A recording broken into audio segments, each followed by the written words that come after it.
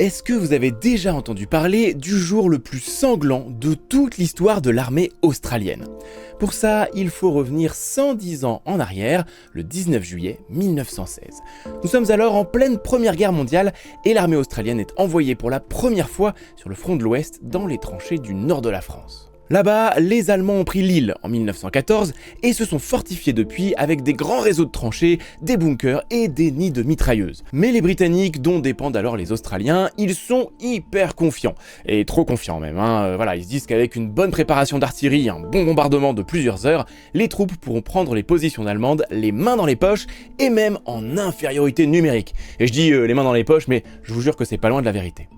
Le problème, c'est que c'est absolument pas le cas. La quasi-totalité des bunkers allemands ne sont pas touchés et il reste une mitrailleuse tous les 50 mètres.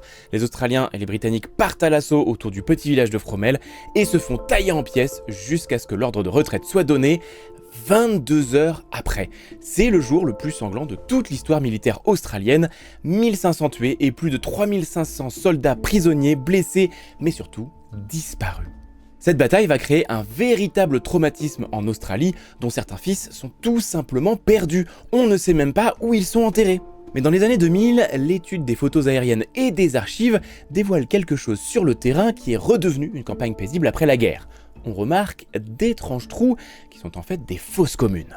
Des fouilles archéologiques sont lancées et les scientifiques retrouvent alors plusieurs centaines des soldats australiens disparus dont les corps ont été enterrés là proprement par les Allemands après la bataille.